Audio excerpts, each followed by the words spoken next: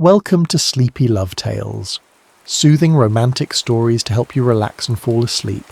Let us know where you're listening from in the comments. If soft, heartfelt tales help you unwind, be sure to subscribe so you never miss a moment of calm. Now, let's begin tonight's story. The Orchard Keeper's Promise.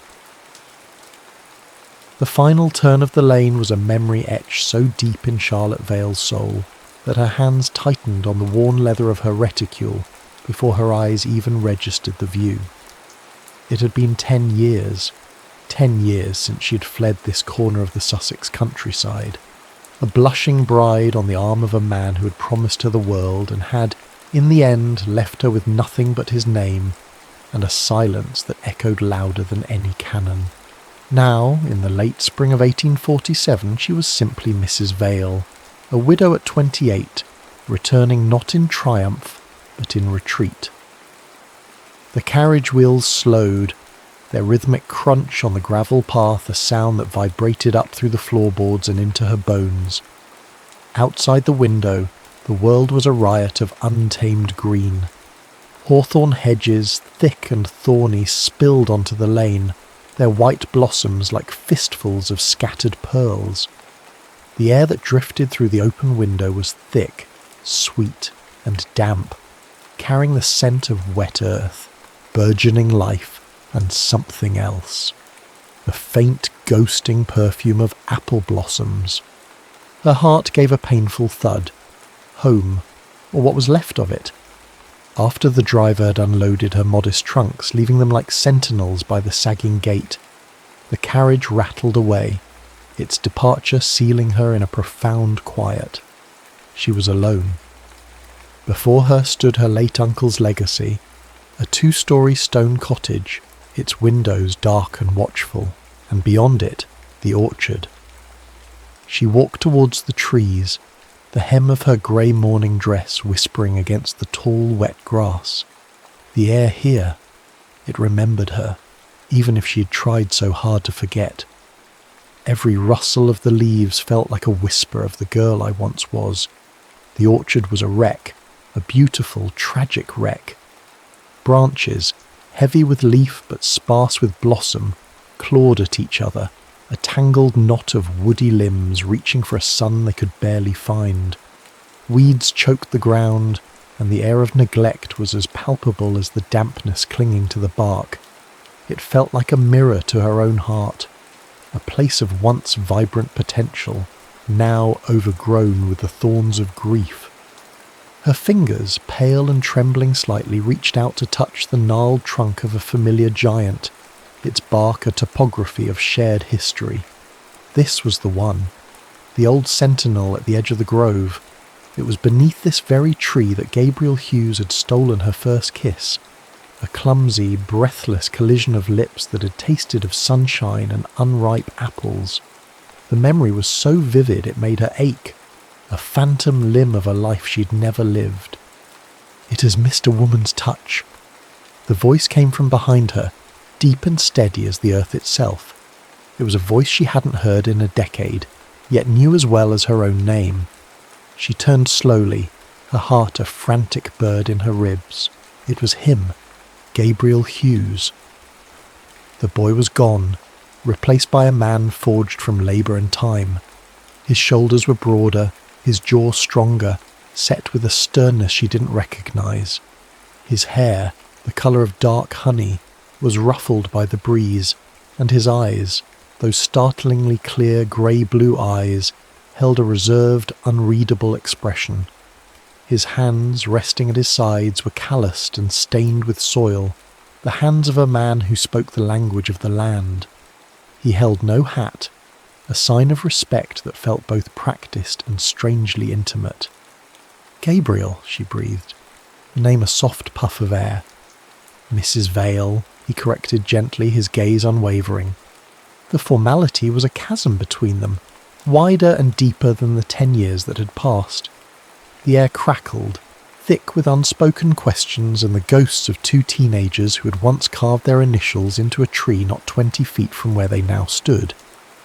I've come to see to my uncle's affairs," she said, her voice sounding thin and reedy to her own ears.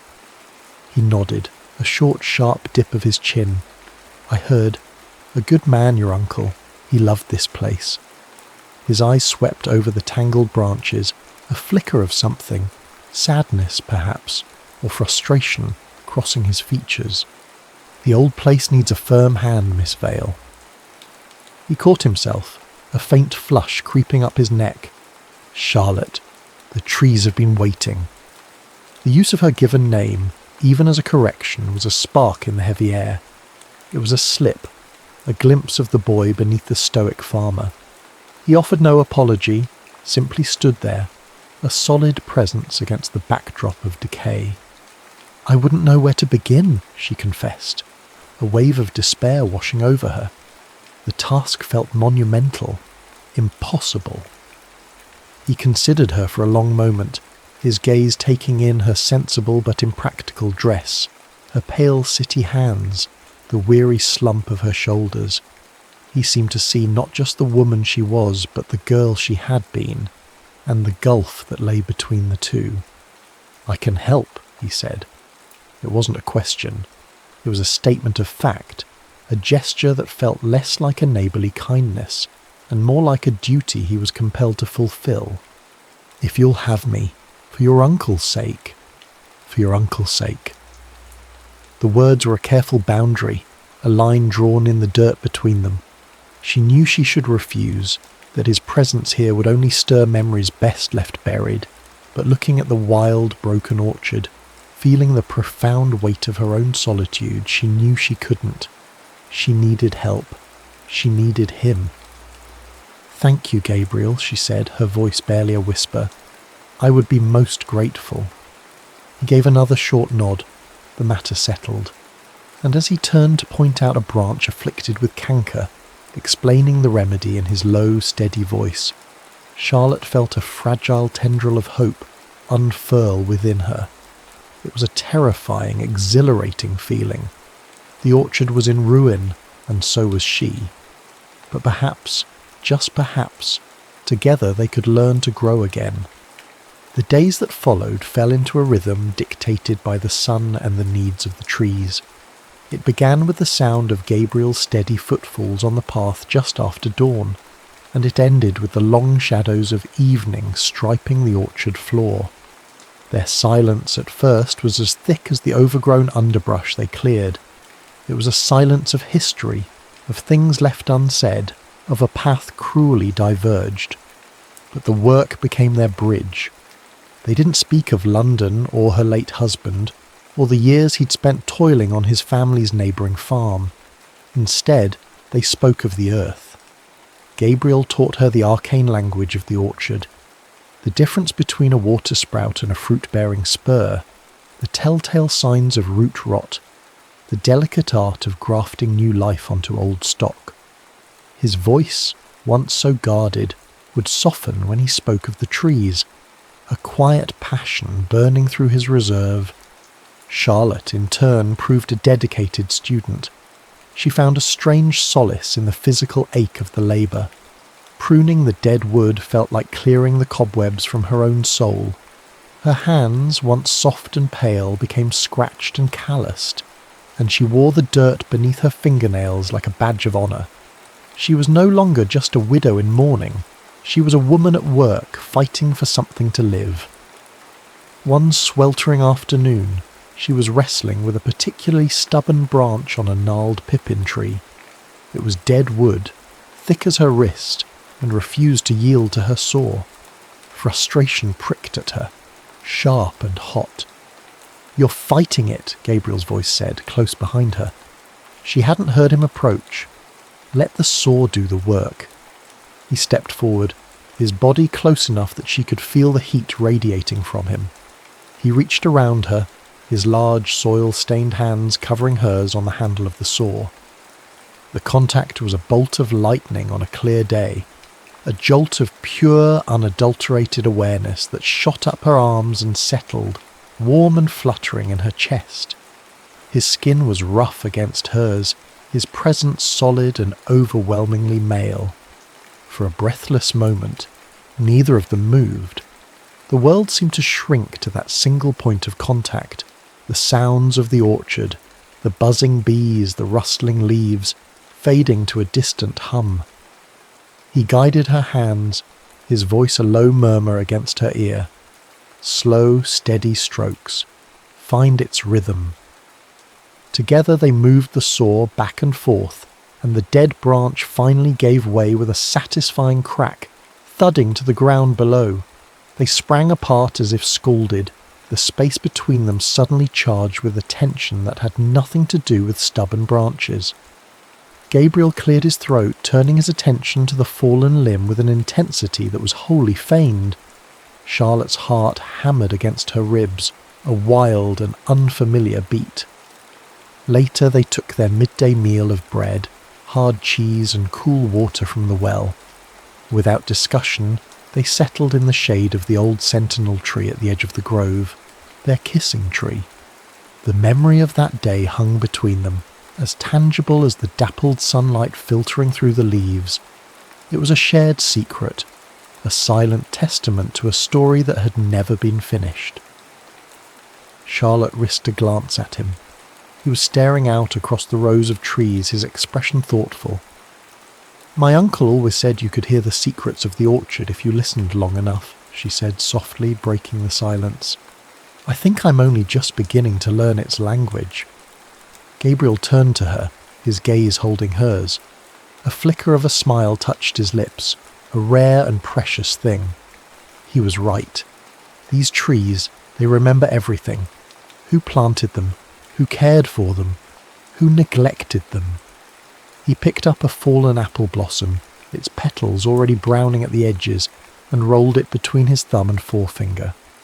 They remember the girl who used to climb their branches without a care in the world.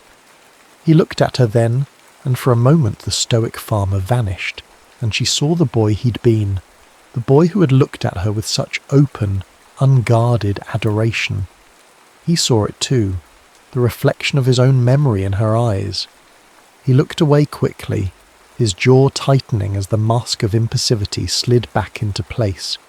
She still looks at the world with that same wonder, he thought, a familiar ache twisting in his gut. I had thought the years would have taken it. I had thought I had taken it. He stood, dusting the crumbs from his trousers. "The sun is moving," he said, his tone once again brisk and practical. "There's a section of Bramleys that needs attention before evening." As he walked away, Charlotte remained seated, her fingers tracing the rough bark of the tree. The warmth of his hand on hers still tingled on her skin.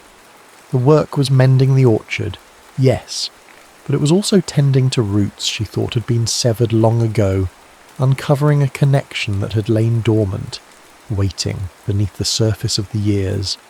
Summer settled over the Sussex countryside, heavy and ripe. The days grew longer, the work in the orchard more intense, and the space between Charlotte and Gabriel smaller. The physical boundaries they had so carefully maintained began to blur. A shared look over a row of trees, a hand offered to help her over a tangle of roots, the easy companionship of their shared lunches. Each was a small thread, weaving them closer together. The breaking point came, as it so often does with a storm. It rolled in from the west one afternoon, a bruised purple mass of clouds that swallowed the sun and turned the vibrant greens of the orchard to a sombre, brooding grey. The first drops of rain were fat and lazy, splattering against the dusty leaves. Then the heavens opened. A torrential downpour descended, turning the orchard paths to rivulets of mud and plastering their clothes to their skin in seconds. "The cottage!" Gabriel yelled over the roar of the rain, grabbing her hand. His grip was firm, urgent, and she didn't hesitate. They ran, laughing breathlessly like children, splashing through puddles until they tumbled onto the stone porch of the keeper's cottage, dripping and gasping for air. Inside, the small space was dim and smelled of old paper, wood smoke, and damp stone.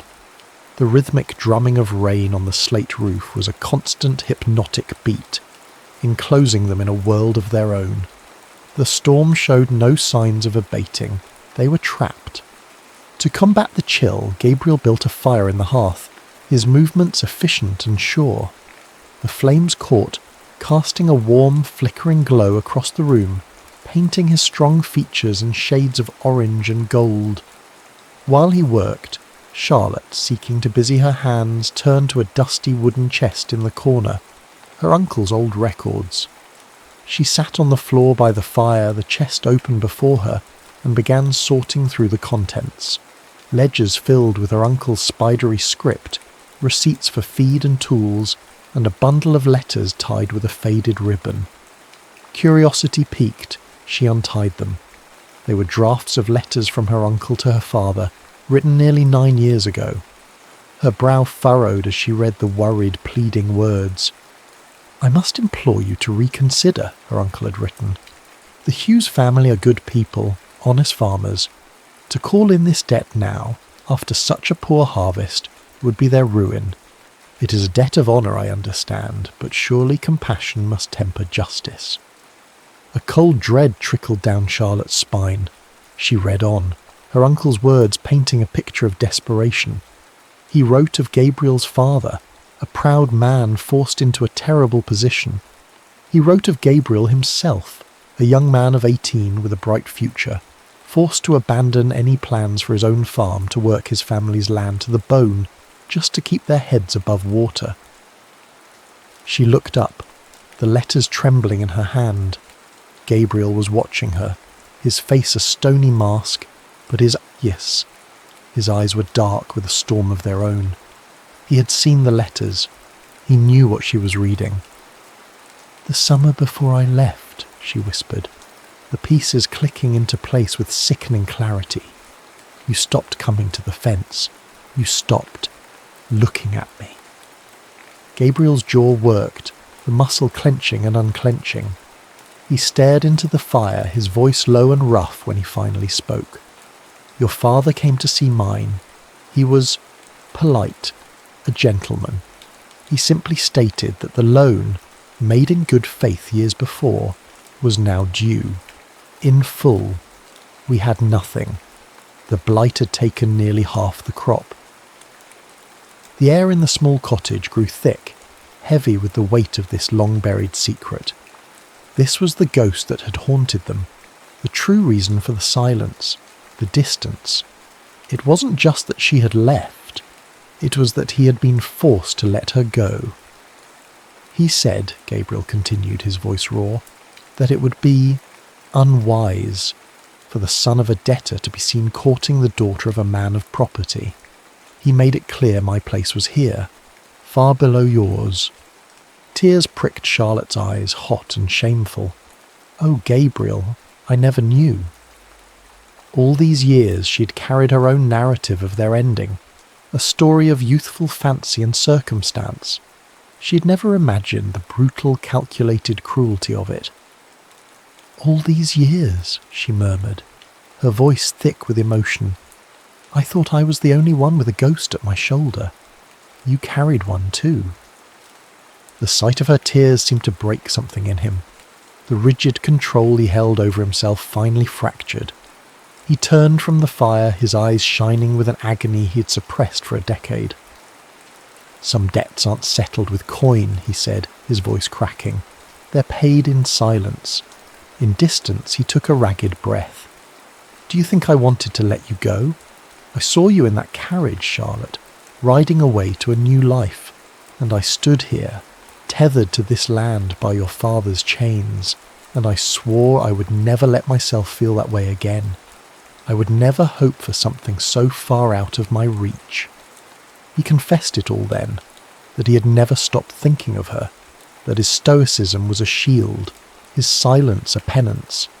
He had built a fortress around his heart to keep from breaking it a second time, and in the warm, firelit intimacy of the cottage, with the storm raging outside, Charlotte rose to her feet and closed the distance between them. She didn't offer platitudes or apologies for her father's sins. Instead, she reached out and laid a hand gently on his arm, a silent offering of shared sorrow. He looked down at her hand, then up at her face, and in his eyes she saw the walls of his fortress finally begin to crumble. The rain fell, washing the world clean, and inside the small stone cottage 2 hearts began, tentatively, to heal. Just as a fragile sense of hope had begun to take root in the orchard, the blight arrived. It came not as a sudden storm, but as a creeping pestilence, a sinister whisper on the early autumn air. It started on the lower branches of the copse's orange pippins, presenting as ugly brown spots on the leaves, which soon curled and withered as if touched by frost. Within a week it had spread. The apples themselves, which had been swelling with the promise of a bountiful harvest, began to show the same telltale blemishes, a sickness spreading just beneath the skin. Desperation coiled in Charlotte's stomach, cold and sharp. The orchard was more than just land and trees. It was her solvency, her purpose, her one tangible link to a future she was trying to build. To lose it now, after they had poured so much of themselves into its revival, felt like a uniquely cruel twist of fate. The village, which had been watching her progress with a mixture of curiosity and suspicion, began to whisper. Old resentments against her proud London family surfaced like weeds. "It's a cursed plot," she overheard one woman mutter at the market. "Pride comes before the fall, they say." The words stung, isolating her further, but she was not alone. The crisis which could have driven them apart instead forged Gabriel and Charlotte into a singular, determined force. The blight was not a ghost of the past they had to navigate. It was a physical enemy, a tangible threat they could fight together. All his reserve vanished, replaced by a fierce, protective energy. "We won't lose it," he stated, his jaw set, his eyes blazing with a fire she'd never seen. "Not this. I won't let you lose anything else." His knowledge of the land became their greatest weapon. He showed her old remedies passed down through his family, a pungent spray made from copper and lime, the importance of burning the afflicted leaves to halt the spread. Their days became a frantic race against the creeping decay. They worked from sunrise until the last light failed, their hands and clothes perpetually stained, their bodies aching with a weariness that went bone deep. The true test came during a week of damp, chilling weather that the blight seemed to thrive on. Gabriel announced they would have to light smudge pots, small, smoky fires, throughout the night to raise the temperature around the trees and ward off the damp. That night was a descent into a smoky, surreal hell. The air grew thick and acrid, burning their throats and making their eyes water. The orchard, which had been a place of burgeoning life, was transformed into a hazy, fire-lit battlefield. They moved like wraiths through the smoke, their faces smudged with soot, their movements economical and synchronized, born of shared purpose. They didn't need to speak. A look, a nod, a shared glance was enough. In the deepest hour of the night, with the moon a hazy smudge behind the smoke, they paused for a moment near the centre of the grove, leaning against each other in their shared exhaustion. The world was silent save for the crackle of the small fires and their own ragged breathing. In the flickering, uncertain light, Charlotte looked at Gabriel. The soot on his face couldn't hide the deep lines of fatigue around his eyes, or the fierce determination in his gaze. All the barriers between them, the years, the secrets, the class divide, had been burned away, leaving only this raw, profound connection. In the face of ruin, I felt no fear, she thought, a sense of wonder cutting through her exhaustion. There, with his hand in mine, amidst the smoke and the dying leaves, I had never felt more alive. Almost unconsciously she reached out, her fingers gently brushing a smudge of soot from his cheek. It was an act of simple, unguarded tenderness. He stilled, his breath catching. Then he captured her hand, not pulling away, but pressing her palm flat against his cheek, holding it there. He closed his eyes, leaning into her touch like a man starved for comfort. The gesture was his surrender. It was his choice. In that smoky, desperate night, He was no longer the boy forced to stand aside, but the man choosing to stand with her, to fight for her. He opened his eyes, and the look he gave her held all the words he'd never been able to say. He would not let her fall. They would face this, and whatever came next, together. The air was thick with smoke, but for the first time, they could both see their future clearly. The battle against the blight was not a decisive victory, but a hard-won truce. They lost a portion of the crop, but they saved more than they lost. The apples they harvested were smaller, some slightly blemished, but they were theirs, wrested from the brink by sheer will and shared labour. Charlotte, with Gabriel's help, spent weeks pressing cider and baking pies, her small cottage kitchen filled with the warm, spicy scent of cinnamon and cooking apples. When the night of the annual village harvest festival arrived, the air was crisp and clear, smelling of wood smoke and frost. The village green was a galaxy of bobbing lanterns, casting a warm, celebratory glow on the faces of the community. In the centre of it all, on a long trestle table, sat Charlotte's offerings, golden-crusted pies and jugs of dark amber cider. When people tasted them, their expressions of surprise, then delight, were a balm to her weary soul. She had not just saved a harvest, she had earned a place. Then the fiddler struck up a lively country dance. The music was a joyful, foot-stomping tune that seemed to pull everyone into its orbit. Charlotte watched from the sidelines, a small smile on her face, feeling a sense of peace she hadn't known in years. She felt a presence beside her and turned to see Gabriel. He looked different tonight, washed clean of soot and soil, wearing a simple but clean shirt. He had always held himself apart at these village functions, a quiet observer on the periphery. But tonight, his eyes were fixed on her. Without a word, he held out his hand. It was no longer the hesitant, careful hand of their early days. It was a firm, confident, open invitation. Her heart leaped. Taking his hand was more than just accepting a dance. It was a public declaration. She placed her hand in his, and his fingers closed around hers, warm and sure. He led her into the swirling throng of dancers. They moved together with an effortless grace, as if they had been dancing together their whole lives. He swung her out, and she laughed, a genuine, full-throated laugh that felt like a release. As he drew her back in, his arms securely around her waist, their eyes met over the heads of the other dancers. In the warm lantern light, they were the only two people in the world. The whispers of the village gossips faded away, replaced by the triumphant music of the fiddle. Later, when the dancing had slowed and the moon was high in the sky, he took her hand again. "Come with me," he said, his voice a low murmur meant only for her. He led her away from the fading lights of the festival, down the familiar lane and back through the gate of the orchard.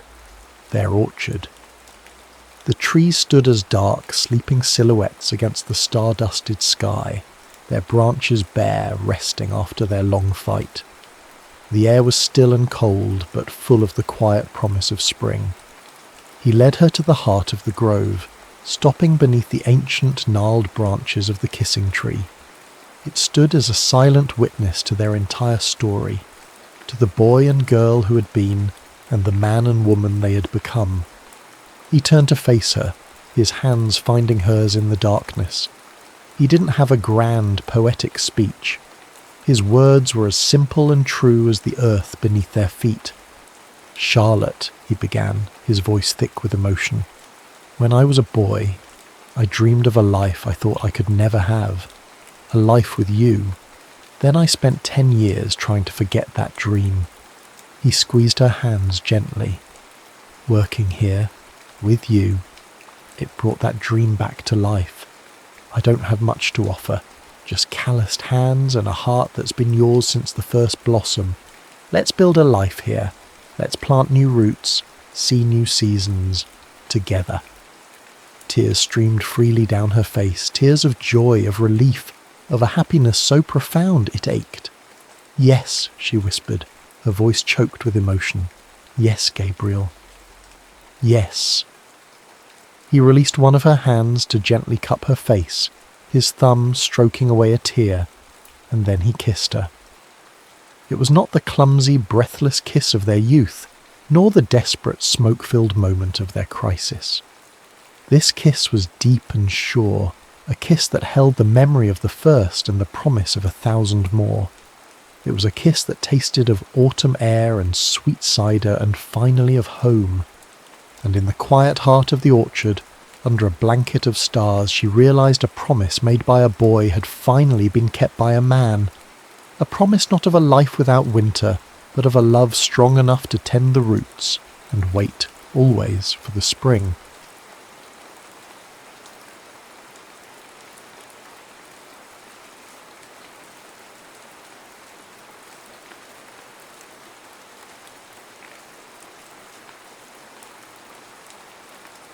Sunday morning eyes. The first light of Sunday in Albuquerque is a shy thing. It washes the sandier mountains in a soft apologetic pink before spilling into the city, finding its way through the arched stained glass windows of St. Jude's Church. For Naomi Carter, this was the hour of stillness, a sacred buffer between the quiet of her own life and the clamour of the world's needs. The soup kitchen, housed in the church's expansive basement, smelled of bleach, industrial-strength coffee, and the ghosts of 1,000 meals served. It was a scent she knew better than any perfume. Her movements were a meditation, the rhythmic wipe of a damp cloth across stainless steel counters, the solid, satisfying thunk of canned goods being placed on shelves. Each precise action was a brick in the wall she'd built around her heart, a fortress of routine to keep the chaos at bay. It had been 2 years since Mark, 2 years since her belief in the inherent goodness of people had been auctioned off for a lie. He had volunteered here too, with a smile as bright and empty as a movie set. He had praised her faith, her generosity, her open heart, all while drafting the blueprints to ruin her with it. Another one, she thought, her hands pausing over a stack of clean bowls. He has that same look they all have at first, eager to fix something. But what happens when they realise the brokenness is in them too? The heavy door at the top of the stairs creaked open, and a different kind of quiet entered the room. He was a big man, broad in the shoulders, with a solidness that seemed to suck the air toward him. But he moved with a deliberate, almost silent grace that was entirely at odds with his frame. He wore a faded flannel shirt and jeans, and his hair was cropped close to his scalp. His eyes, a deep, steady hazel, scanned the room once, taking everything in before they landed on her. There was no grandstanding, no announcement. He just stood there, waiting. "You must be Micah," Naomi said, her voice sounding louder than she intended in the cavernous space. Pastor John had told her an ex-Marine was coming, looking for a way to serve. He gave a short single nod. "Micah Bellamy?" His voice was low, a gravel road at dusk. "I'm Naomi Carter. I run the kitchen." She gestured vaguely around the room. "Welcome." He walked down the stairs, his boots making soft, solid sounds on the linoleum. "Just tell me where you need me," he said, his gaze direct, unwavering. "I'm good at following orders." There was no pretense in his words, no false humility. It was a simple statement of fact. Naomi felt a flicker of something. Not suspicion, exactly, but a deep-seated weariness. She'd heard it all before. She led him to a long prep table where 3 industrial-sized bags of sliced bread sat waiting. "We can start you on the toast," she said, pointing to a tub of softened butter and a small spatula. "We go through hundreds of slices, just a thin layer on each one. They'll go on the griddle in an hour." She expected him to balk, or at least show a flash of disappointment at the menial task. Mark would have charmed his way into a more important job within minutes. But Micah simply nodded again, pulled up a stool and began to work. Naomi moved to the other side of the kitchen to start dicing onions, the sting in her eyes a familiar companion. From her station she could watch him. His hands, which looked like they could tear a phone book in half, were surprisingly gentle. There was no wasted motion. He'd pick up a slice, swipe the butter on with a clean, efficient stroke, and lay it on a baking sheet, creating neat, overlapping rows. Thump scrape, thump scrape. The rhythm was steady, meditative. It was the sound of work without ego. An hour later, the other volunteers began to trickle in, filling the space with chatter and the clatter of pans. Maria, a woman whose heart was as big as her capacity for gossip, bustled over to Naomi. "Did you see the new one?" she whispered, nodding toward Micah, who was still at his post. The mountain of bread now a neatly buttered field. "He's so quiet. Not like that last one you had in here. What was his name?" Mark Maria clicked her tongue. "All flash, that one. I heard he's heading up that big new downtown development, the one right by the river." Naomi's hands tightened around the knife. She could feel Micah's rhythm falter for a single beat before resuming. Thump scrape. He had heard. Of course, he had. She felt a hot flush of shame creep up her neck. Her failure, her naivety, served up as idle Sunday morning gossip. She forced a tight smile for Maria. "Yes, I heard that," she said, her voice clipped. She didn't look at Micah, but she could feel his presence across the room. It wasn't a stare of pity or judgment. It was just a presence, a quiet, solid weight in the room. When she finally risked a glance, he wasn't looking at her. His focus was entirely on the task in front of him, his expression unreadable.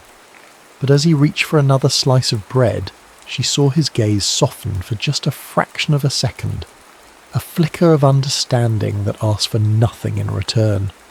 It was a look that didn't try to fix anything. It simply acknowledged the break. And in the noisy, bustling sanctuary of the soup kitchen, that small, silent gesture was the most profound thing she'd felt in years. The weeks that followed settled into a new kind of rhythm. Micah Bellamy became as much a fixture of Sunday mornings as the smell of coffee and the low murmur of prayer from the chapel upstairs. He never spoke of what he'd overheard, and Naomi never offered an explanation. Their relationship was built in the silent spaces, in the language of small, consistent actions. He always arrived 15 minutes early. By the time Naomi came downstairs, the industrial coffee urns would be filled and gurgling, their rich, dark aroma a welcome she'd come to anticipate. He learned the routines without being told. He knew which shelves held the extra sugar, where the mops were kept, and how to organise the pantry with a Tetris-like precision that soothed a part of Naomi's soul she didn't know was frayed. He never pushed for conversation, but he was a powerful listener. When Maria fretted about her husband's health, or when a young man named Carlos spoke of his struggle to find work, Micah would pause his task, be it scrubbing pots or hauling trash, and give them his full, undivided attention. He didn't offer advice.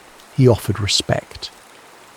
Naomi watched it all from her carefully constructed distance, her curiosity warring with her caution. She had built her life on the principle of faith, but trust was a different currency, one she had spent down to nothing. Yet she found herself cataloguing the small proofs of his character. The way he'd discreetly slip an extra bread roll to an elderly man he knew had a long walk home. The way he addressed everyone, from the pastor to the most dishevelled guest, with the same quiet courtesy. These weren't grand gestures designed to impress. They were footnotes in the story of a man, visible only to those who were paying attention. And Naomi, despite herself, was paying attention. One Sunday, about a month after he'd started, a new mother came in, her face pale with exhaustion and streaked with tears. She was young, barely out of her teens, and clutched a baby wrapped in a thin, worn blanket. I don't have anything," she whispered to Naomi, her voice cracking. "I ran out of diapers last night." Naomi's heart clenched. She led the young woman to a chair and went to the supply closet. Her stomach dropped when she saw the empty shelf where the emergency diaper stash should have been. A shipment was late. A wave of helpless frustration washed over her. She turned back, ready to apologise, to offer what little she could, but the kitchen door was already swinging shut. Micah was gone. For a brief, ugly moment, Naomi's cynicism flared. Had the raw, unfiltered need in the room been too much for him? But 10 minutes later the door opened again. Micah walked in, his face impassive, and placed 2 large packs of diapers and 3 cans of formula on the counter beside the young mother. He didn't say a word to her or to Naomi. He simply met Naomi's wide, questioning eyes with a steady gaze, gave a nearly imperceptible nod, and walked back to the dishwashing station, the sound of him rinsing plates a steady rhythm against the mother's quiet, grateful sobs. Later that afternoon, as the last of the volunteers left, a sudden desert thunderstorm broke, the sky turning a bruised purple-grey. Rain lashed against the windows. Naomi was wiping down the final counter when she saw him through the glass, pulling a thick waterproof cover over his motorcycle. An image of him on the slick asphalt, exposed to the violent rain, flashed in her mind. It was an impulse, a feeling of debt she couldn't ignore. She grabbed her keys and pushed through the heavy door. "Micah!" she called out over the roar of the wind. He turned, rain plastering his short hair to his head. "Don't be ridiculous, you can't ride in this. Let me give you a ride." He seemed about to refuse, but she was already unlocking the doors to her small 10-year-old sedan. He hesitated for another moment before folding his large frame into the passenger seat. The car, which had always felt spacious enough, suddenly seemed tiny, charged with his presence. The windows fogged instantly. The world outside disappeared into a blur of wind and water, leaving them in an intimate, isolated world for 2. The only sounds were the frantic drumming of rain on the roof and the rhythmic slap of the windshield wipers. The silence wasn't awkward. It was full. "Thank you," she said finally, her voice soft. "For the diapers. You didn't have to do that." He was quiet for a long moment, his gaze fixed on the deluge outside. "Some things. You just do," he said, his voice low and gravelly. "It's not for thanks. It's for balance." He turned to look at her then, and in the dim, watery light of the car she saw the exhaustion etched around his eyes. "Back there," he said, nodding toward the unseen world of sand and conflict he'd left behind. "Everything is loud. The explosions, the orders, the quiet when it's over. It's a different kind of loud. It gets in your head, stays there." He paused, searching for the words. "This," he said, gesturing back toward the church. "The work. It quiets the noise." It was the most he had ever said to her about himself. It wasn't a story of combat or heroism. It was a confession of a wound, an explanation for his search for peace. And in the close, quiet space of her car, surrounded by the storm, Naomi felt the first tentative crack appear in the wall around her heart. She wasn't just looking at a volunteer anymore. She was seeing a man who was trying, in his own silent way, to find his way back home.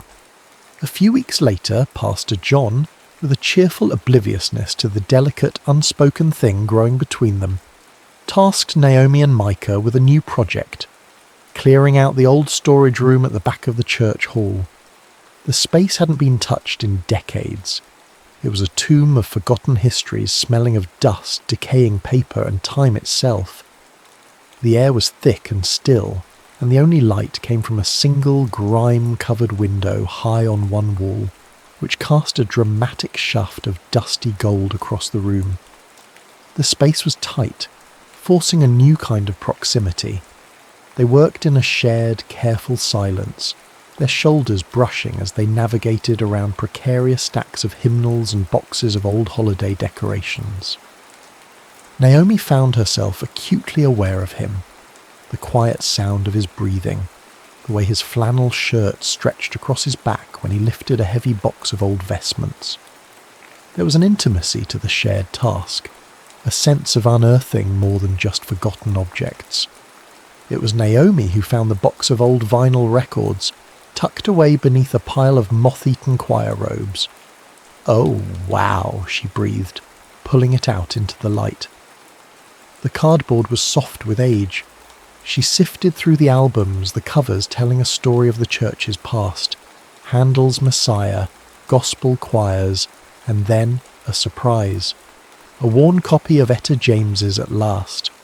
Micah, who had been wrestling with a tangled pile of microphone cables, paused.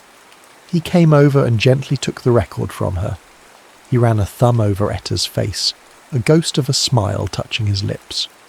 "My mother loved this one," he said, his voice softer than she'd ever heard it. She had a voice like honey and whiskey. Every Sunday morning before church she'd put this on while she made pancakes. She'd sing along, snapping her fingers. He looked up from the record, but his eyes were somewhere far away, lost in a sun-drenched memory. She'd say Etta didn't just sing a song. She told you the truth about your own heart, whether you were ready to hear it or not. For the first time, Naomi saw past the quiet ex-marine and the diligent volunteer. She saw a son. She saw the deep, hidden well of gentleness in him, a tenderness he kept guarded behind his stoic silence. The sight of it, so unexpected and so profound, made her own carefully constructed walls feel brittle and thin. His vulnerability was an invitation. Before she could stop herself, the words were spilling out, quiet and shaky in the dusty air.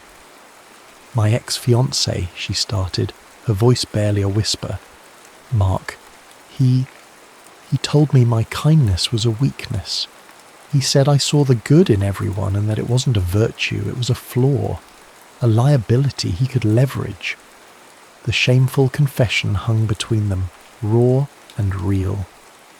"He made me feel like my faith was just another word for gullible. How do you trust again when your own heart feels like a liability?" Micah didn't move. He just stood there, holding the record, his gaze steady and intense as it returned from the past and focused entirely on her. He didn't offer empty platitudes or easy reassurances. He didn't say he was wrong. Instead, he looked around the cluttered room, his eyes landing on a box of donated items from an old parishioner's estate. He reached inside and pulled out a small porcelain dove, its surface coated in a fine layer of dust. One of its wings had a small hairline chip near the tip. He stepped closer, the shaft of light illuminating the space between them. He gently wiped the dust from the dove with his thumb and placed it in Naomi's palm. Her fingers curled around the cool, smooth porcelain. "This isn't weak because it's chipped," he said, his voice a low, rough murmur. His eyes held hers, and in their hazel depths she saw a fierce, protective light. "It's beautiful because it's still here. It's been dropped, forgotten, left in the dark. But it's still a dove. It hasn't changed what it is." He held her gaze for a long moment, the air thick with everything that hadn't been said over the past 2 months. It was all there. The toast, the diapers, the rain-swept car ride, the shared silence. It was a conversation held in 100 small gestures, culminating in this one perfect truth. She looked at him, really looked at him, and a thought bloomed in her mind, clear and stunning. He looks at me like he's seeing a man, not a soldier, not a project, just me. And I don't know what to do with that. But as her fingers tightened around the chipped dove, she realized she did know. For the first time in a very long time, she wanted to find out.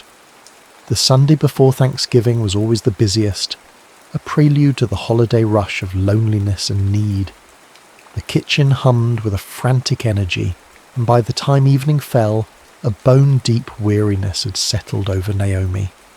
A few elderly regulars, who had nowhere else to be, lingered over coffee, their quiet presence a comfort against the growing dark. Outside, another storm was brewing, the sky a churning canvas of charcoal and indigo. The wind began to howl, rattling the old windows of St. Jude's. Then, with a collective groan, the lights flickered twice and died. The kitchen was plunged into an absolute disorienting darkness. A few people gasped. An elderly woman, Gladys, let out a small, frightened cry. The hum of the refrigerators, the buzz of the fluorescent lights, all the familiar sounds were gone, replaced by the roar of the wind and the frantic beating of Naomi's own heart. She fumbled for her phone, its small screen a pathetic weapon against the oppressive dark. "It's okay," she called out, her voice less steady than she hoped. "Everyone stay calm. The emergency generator should kick on any second." It did. With a shudder and a cough, a few low-wattage emergency lights flickered to life, casting long, dancing shadows that made the familiar kitchen look menacing and strange. The generator chugged for a valiant 30 seconds, then sputtered, choked, and died, plunging them back into near-total blackness. That was when the panic began to set in. A low murmur of fear rippled through the room. Gladys began to weep quietly. Carlos, the young man who was always so hopeful, started pacing, his footsteps loud and anxious in the dark. Naomi felt a surge of adrenaline, but it was the frantic, helpless kind. Her domain of order had dissolved into chaos. And then a voice cut through the fear. It wasn't loud, it wasn't a shout, it was a calm, steady instrument of command. "Everyone, stay where you are." It was Micah. He was standing near the centre of the room, a solid silhouette against the faint light from the windows. The disquiet she sometimes saw in him was gone, replaced by a profound and absolute stillness. This was a language he knew. The noise in his head had gone silent, and in its place was a clear, sharp focus. He was no longer a volunteer, he was a Marine. "Naomi," he said, his voice finding her in the dark. "Where are the emergency flashlights?" "Pantry, top shelf on the right," she answered, her voice automatic. "Carlos, you're with me." He moved with purpose, his form a shadow among shadows. Within a minute, beams of light were cutting through the darkness. Micah directed the distribution with quiet authority. "Gladys, Mr. Henderson, you stay here by the main stove. It's the most sheltered spot. Maria, can you get the blankets from the storage closet? The one we just cleaned out?" He turned a chaotic group of frightened people into a unit. He didn't just give orders, he gave purpose. He created a pocket of safety in the heart of the storm. Naomi watched, not with fear, but with a dawning, breathtaking awe. This was the strength he'd kept hidden beneath his quiet humility. He wasn't just a man who could be gentle, he was a man who could be a rock. Just as a fragile calm settled over the room, the heavy kitchen doors were flung open, letting in a blast of wind, rain, and the flashing, strobing lights of an emergency vehicle. Framed in the doorway was Mark. He wore a bright yellow city response jacket, the picture of officialdom and control. His hair was perfectly styled, somehow immune to the storm. His eyes scanned the room, landing on Naomi with a practiced look of concern. "Nye, my God, I heard the power was out in this sector. I came as soon as I could." He strode into the room, his presence immediately sucking the air out of the fragile piece Micah had built. He completely ignored Micah, dismissing him with a glance as just another person in the room to be saved.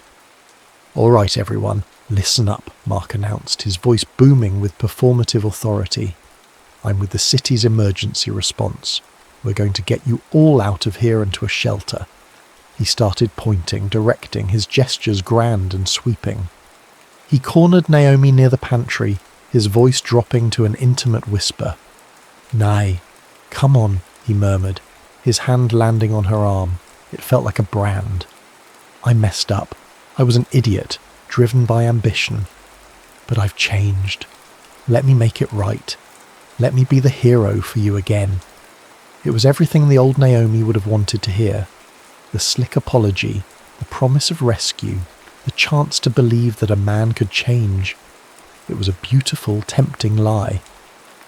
but her gaze drifted past his handsome, earnest face, across the flickering, candlelit room.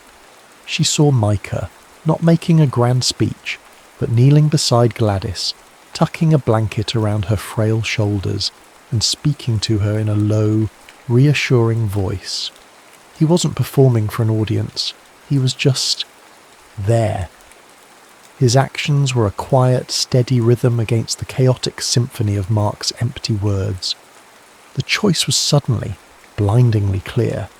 It wasn't even a choice, it was an arrival. Naomi pulled her arm from Mark's grasp. She didn't say a word to him. She didn't need to. She walked across the room, her steps sure and steady on the cold floor, and stopped beside Micah. He looked up, his expression questioning. She put her hand on his arm, a quiet statement of allegiance, a silent anchor. "What do you need me to do next?" she asked, her voice clear and strong in the storm-tossed dark. The storm broke just before dawn. The wind gentled to a whisper, and the rain softened to a steady, cleansing drumbeat. One by one, the lights of Albuquerque flickered back to life, and with them, the power in St. Jude's. The harsh fluorescent lights of the kitchen hummed on, chasing away the last of the shadows and revealing the quiet aftermath of the night's chaos. Blankets were draped over chairs, empty coffee cups littered the tables, but everyone was safe. The last of their stranded guests had been taken home an hour ago. Now, there were only two of them. Naomi and Micah stood by the large kitchen window, a shared, bone-deep exhaustion settling between them. The sky to the east was beginning to pale, the deep indigo bleeding into a soft, hopeful grey. The city was washed clean, glistening under the emerging light. They had worked together through the night in a seamless, unspoken partnership, a dance of quiet competence that left no room for the ghosts of the past. The usual defences, the carefully maintained distances, had been stripped away by the crisis, leaving something raw and honest in their place. He turned to look at her, and in the clean new light of morning, she saw the same intensity she'd seen in the dusty storage room, but now it was unshielded, vulnerable, and directed entirely at her. The noise in his eyes was gone. In its place was a quiet, profound clarity. "I'm not a man of fancy words, Naomi," he began, his voice a low rumble that seemed to vibrate through the floor. "I don't know how to make big speeches or promises I can't keep. That's not how I'm built." He took a step closer, and she didn't move away. She felt as if she'd been waiting for this moment her entire life, without ever knowing it. "When I first came here," he continued, his gaze unwavering, "I was just looking for a place to be quiet, a place to do something that made sense, something that put more back into the world than it took out. I didn't expect to find this."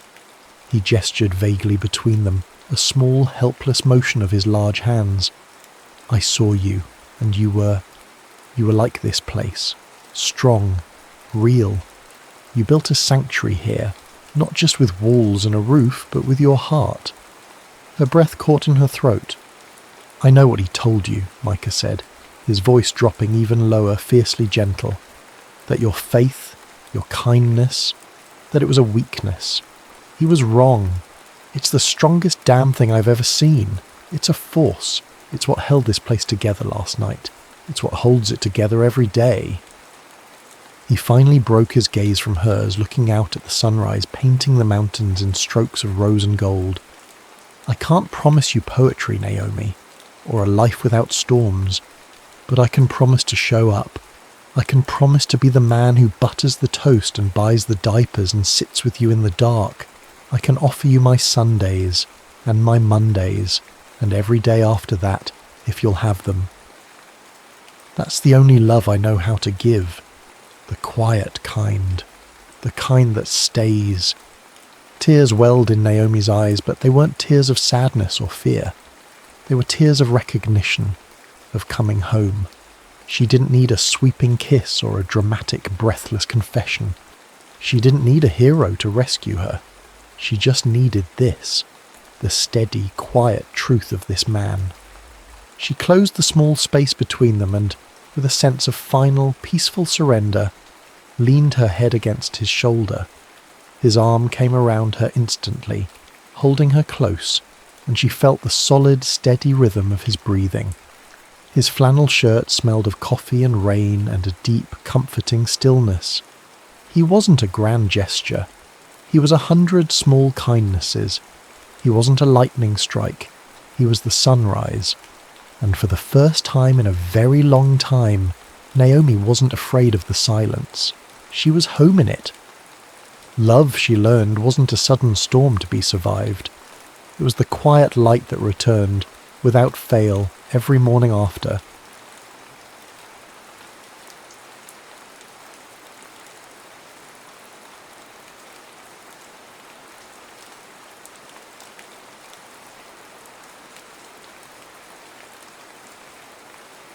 The Billionaire next door. The rain had been a constant companion in Juniper Creek all day, a soft, insistent whisper against the windows of the Rusty Anchor, Tess's bar. It was the kind of rain that encouraged introspection, the kind that made the world outside a blurry watercolour and the world inside with its warm amber glow feel like a sanctuary. Tess, perched on a stool behind the gleaming mahogany bar, wiped down a newly polished glass with a practiced, almost meditative rhythm. She liked the quiet hum of these early evenings, the scent of aged wood and faint hops, the promise of stories yet to unfold. She was a cynic by nature, hardened by a string of unreliable men and the relentless grind of keeping a small business afloat in a town that sometimes felt as sleepy as its name suggested. Yet, a part of her, a deep, stubbornly hopeful part, always listened for the jingle of the bell above the door, waiting for something different. It was almost 7 p.m. when the bell chimed, and in walked Different. He wasn't the usual grizzled local or the weekend tourist looking for a novelty. He was tall, with a lean build that suggested more subtle strength than brute force, and his clothes, while casual, a dark, well-cut sweater, pristine jeans, had a quiet elegance that whispered of bespoke tailors, not department store racks. He looked a little lost, like a city slicker who'd taken a wrong turn into a fairy tale. His eyes, though, were what truly caught Tess's attention, a startlingly clear shade of blue, framed by long, dark lashes, and carrying a certain awkward shyness that was utterly disarming. He approached the bar, hesitating for a moment before settling onto a stool. "Evening," he said, his voice a low rumble, surprisingly gentle. "What do you recommend?" "Something local, I suppose." Tess couldn't help but crack a small smile. "Depends on what you're looking for, city boy," she teased, her voice a warm alto laced with just the right amount of sass. "We've got our own microbrew, juniper juice, or if you're feeling adventurous, something called Bear's Breath IPA. He chuckled, a soft, genuine sound. "Juniper juice sounds safer. I'm Alex, by the way. Just moved into that old place on Willow Lane." Tess's eyebrows arched. The house on Willow Lane was a rambling, beautiful Victorian that had sat empty for years, rumoured to be haunted by a benevolent ghost and in desperate need of a facelift. "Well, Alex, welcome to Juniper Creek. I'm Tess." She poured him a glass of the amber ale, the liquid catching the light. "So, what brings a city boy like you to our little slice of nowhere?" She watched him closely as she asked, a familiar spark of curiosity stirring beneath her guarded exterior. He took a slow sip of his beer, his gaze drifting to the rain-streaked window. "Just needed a change of pace," he finally said, his voice a little softer now, a faint tension tightening his jaw. "Get away from a lot of noise. The city can be overwhelming." There was a slight pause before he continued, almost as if he were carefully selecting his words. Needed a quiet corner, a place where things move a bit slower. Tess's inner cynic, a well-honed instinct, pinged. He was vague, too vague. He spoke of noise and overwhelming like a man who'd seen too much of something, not just a bustling metropolis. There was a flicker of something unsettled in his clear blue eyes, a fleeting shadow that suggested depths he wasn't ready to reveal. He's got eyes that could drown you, but something's definitely off, she thought, a familiar caution settling over her. Still, there was an honesty in his awkwardness, a disarming simplicity that chipped away at her usual defences. He wasn't trying too hard, wasn't putting on airs, just existing, a quiet presence in her normally predictable world. As the evening wore on, the bar slowly filled with the usual Friday night crowd. Tess moved with practiced efficiency, pouring drinks, exchanging banter, her eyes occasionally flicking to Alex. He stayed at the bar, nursing his single beer, seemingly content to just observe. He wasn't loud or demanding, he simply was. He watched her too, she noticed, a thoughtful intensity in his gaze that made her skin prickle with a strange awareness. It wasn't predatory, not even overtly flirtatious, but something deeper, as if he were trying to read the unwritten chapters of her life. Around midnight, as the last few regulars began to trickle out, the rain picked up its pace, drumming a frantic rhythm against the roof. Tess started her nightly routine, the rhythmic clinking of glasses as she washed them filling the near-empty space. Alex remained on his stool, seemingly oblivious to the late hour. "You know," he said, his voice cutting through the quiet hum of the refrigerator, "you run a good place here. There's a realness to it, a soul." Tess paused, a clean glass suspended in her hand. Compliments usually slid off her like water off a duck's back, but his felt different, more like an observation than flattery. "Thanks," she said, genuinely touched. "It's a lot of work, but it's mine." He nodded, a thoughtful expression on his face. "I can see that. You built this, didn't you? From the ground up?" "Pretty much," she admitted, a rare flicker of pride showing. "Took every penny I had, and then some." She started stacking chairs on tables, the familiar creak of wood against wood filling the silence. Without a word, Alex slid off his stool and began to help, his movements surprisingly graceful for someone so seemingly out of place. He stacked chairs with ease, carried empty kegs to the back, and even helped wipe down tables. It was an unexpected gesture, and Tess found herself watching him, a warmth spreading through her chest. As they worked side by side, reaching for the same cleaning rag, their hands brushed. It was a fleeting touch, yet it sparked an electric current that shot straight up Tess's arm, leaving a lingering warmth. His blue eyes met hers for a fraction of a second, a silent acknowledgement passing between them, before they both quickly looked away, a blush rising on Tess's cheeks. The smell of damp earth from outside, carried on the rain-cooled air, filled the bar, mingling with the faint scent of cleaning solution, and something else.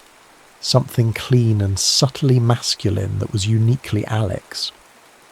When they were finally done, the bar was pristine, ready for another day. The only light now came from the soft glow of the neon sign in the front window, casting long, shifting shadows across the floor. "Thanks, Alex," Tess said, a little breathy, her voice softer than she intended. "You didn't have to do that." He shrugged, a small smile playing on his lips. "It was nice, different from my usual evenings." He hesitated then. "Will you be here tomorrow night?" Tess's heart gave an unexpected flutter. "Always am. Friday nights are my busiest." "Good," he said, and the single word was enough. He nodded, a silent farewell, and then, with a final lingering look that held a question she couldn't quite decipher, he disappeared into the drumming rain, leaving Tess alone in the quiet bar, the lingering warmth of his touch still on her skin, and the unsettling feeling that she had just met someone who would change everything. The rain continued its steady rhythm, a gentle accompaniment to the rapid beat of her own heart. a heart that, despite her cynicism, had just been nudged awake. The sun, a rare and welcome guest after days of rain, painted the world outside Juniper Creek in hues of emerald and gold. Tess, despite her usual aversion to early mornings, found herself waking with an unfamiliar lightness in her chest. The memory of Alex, of his quiet intensity and unexpected help, had woven itself into the fabric of her thoughts. When her phone buzzed with an unfamiliar number, a simple text, "Hiking? There's a great trail near the old mill. Alex."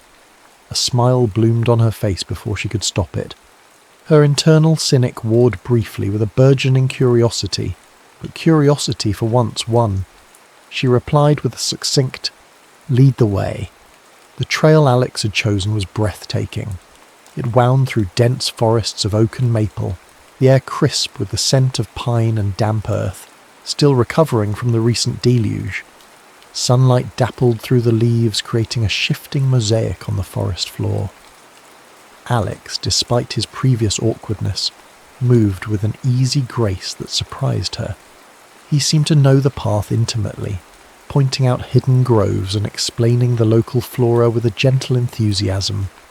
"You know," Tess commented as they navigated a particularly gnarled route, "you said you just moved here, but you seem to know these woods better than I do, and I've lived here my whole life." Her tone was light, but her curiosity was sharp. Alex paused, his gaze fixed on a distant patch of sunlight.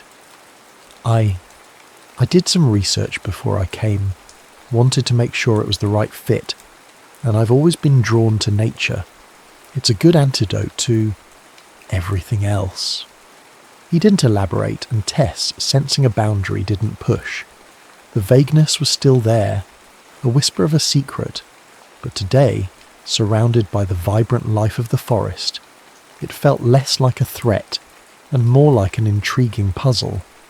They talked as they walked, the conversation flowing with an ease that startled Tess. She found herself opening up, a rarity for her. She spoke of her dreams for the rusty anchor, expanding, maybe even adding a small kitchen, creating a true community hub.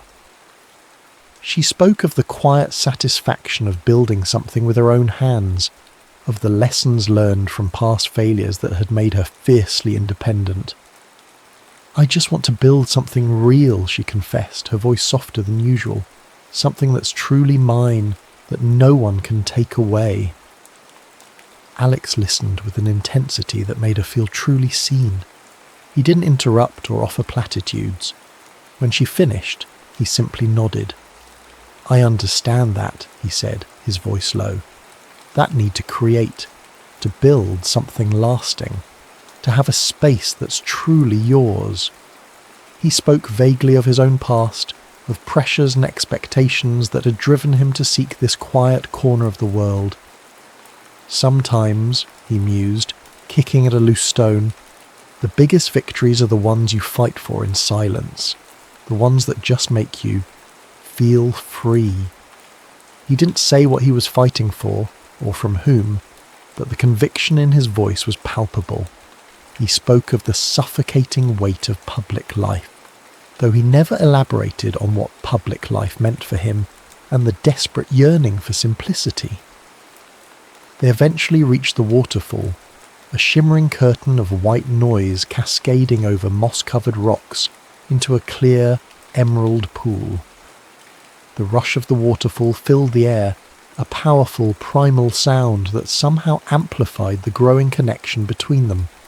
A slippery patch of moss covered the path leading to a small hidden alcove behind the falls. Alex, with a gentle hand at her back, guided her. "Careful," he murmured, his voice close to her ear. Their hands brushed again as he helped her steady herself on a wet rock, and this time the touch lingered, a soft electric current passing between them.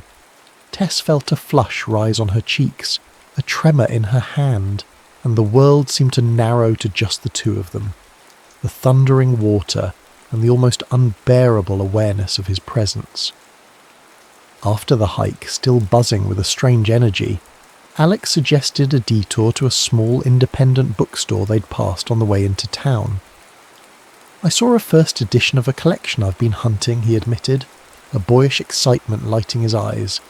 The bookstore was a treasure trove, smelling of old paper and dust motes dancing in the sunlight. Tess, a quiet lover of words, found herself drawn to the poetry section, while Alex gravitated towards obscure philosophy and forgotten classics. "You know," Tess called out from between towering shelves, "sometimes the quietest places have the loudest stories." Alex looked up from a leather-bound tome, a playful glint in his blue eyes. "And sometimes the loudest people are hiding the quietest lives," he retorted, a pointed look in her direction that made her heart skip a beat. It was a subtle acknowledgement of their unspoken game, of the secrets that still existed between them. She caught her breath, a sudden vulnerability flaring. He eventually found his coveted book, a rare, delicate copy of a forgotten philosopher's musings on solitude. He held it with reverence, the almost crackle of turning book pages a soft sound in the quiet store. Tess, drawn by his quiet delight, leaned in to see. "What's so special about this one?" she asked, her voice soft. "It's about finding peace in anonymity," he explained, his gaze distant. "About the freedom that comes from shedding expectations." He bought it, then, surprisingly, bought a slim volume of poetry for her, a collection by a lesser-known female poet whose work explored themes of resilience and quiet strength. "Thought of you," he said simply, handing it to her, his fingers brushing hers again. The gesture was so thoughtful, so perfectly attuned to a part of her she rarely showed, that it almost brought tears to her eyes. They left the bookstore, the crisp scent of pine still clinging to their clothes from the hike, now mixed with the comforting smell of old books. Alex walked her back to the rusty anchor, the afternoon sun warm on their faces. The lingering vagueness about his past still existed, a quiet hum beneath the surface of their blossoming connection. But today, the feeling of tentative trust had blossomed, pushing back against Tess's ingrained cynicism. The easy laughter they shared, the moments of shared understanding, the sheer magnetic pull of his presence, it all felt undeniably real. As she stepped inside her bar, the warmth of the sun still on her skin, Tess realised that for the first time in a very long time, her guard felt less like a fortress and more like a gentle breeze, easily swept aside by the man with the quiet charm and the mysterious past. She knew, with a certainty that both thrilled and terrified her, that she was falling. And the thought, rather than sending her running, made her heart beat a little faster, filled with a nascent, exhilarating hope. The idyllic bubble Tess and Alex had created, a quiet world woven from shared hikes and whispered confidences, began to show its first hairline cracks. The spring air, once sweet with the promise of new beginnings, now carried a subtle chill, a premonition of change. The rusty anchor, usually a haven, started to feel like a stage, and Tess, suddenly, felt like an actor in a play she hadn't rehearsed. It started subtly, with a new face at the coffee shop across town, a woman with unnervingly sharp eyes and a smile that didn't quite reach them. Tess first noticed her on a Tuesday morning, nursing a lukewarm latte, her laptop open, fingers flying across the keyboard. The woman was well dressed, with a manicured efficiency that felt out of place in sleepy Juniper Creek. Her name, Tess overheard the barista say, was Veronica Vance, and she was a freelance journalist. The word sent a prickle of unease down Tess's spine. Juniper Creek didn't exactly have a thriving journalism scene. Then came the questions, not direct at first, but insidious, like tendrils of smoke. Veronica Vance would frequent the rusty anchor, nursing a seltzer, seemingly engrossed in her phone, but her gaze would often stray to Alex whenever he was there. She'd engage the regulars in seemingly innocent conversation, her questions peppered with casual inquiries about newcomers and people shaking things up in town. Tess, usually adept at ignoring small-town gossip, felt a knot tighten in her stomach. She heard Veronica ask old Mr. Henderson about that mysterious new millionaire who bought the Willow Lane place, and the old man, oblivious, simply grumbled about city folk driving up property taxes. Tess watched Alex during these days, her protectiveness flaring. He was visibly uncomfortable. His easy laughter became strained, his conversations with her more guarded. He'd check his phone constantly, a subtle tremor in his fingers, his eyes darting to the door whenever it opened. He'd excuse himself more often, taking hushed calls outside, his voice low and urgent. The man who had sought refuge from noise was suddenly engulfed by an invisible humming static. One evening, after Veronica Vance had left the bar, leaving behind a lingering scent of expensive perfume and an uncomfortable silence, Tess approached Alex. He was at their usual spot at the corner of the bar, idly tracing patterns on the condensation of his glass. The nervous tapping of Alex's fingers against the cool glass was a small, insistent rhythm in the quiet bar. "Everything okay, Alex?" Tess asked, her voice soft but direct. He flinched as if pulled from a deep thought. "Fine, Tess. Why wouldn't it be?" His tone was clipped, defensive, a stark contrast to the open vulnerability he'd shown her on the hiking trail. "That woman," Tess pressed, lowering her voice. "Veronica Vance. She's been asking questions. About you. About newcomers to town." Alex's jaw tightened, his gaze hardening. "It's nothing. Just a nosy reporter looking for a puff piece. It happens."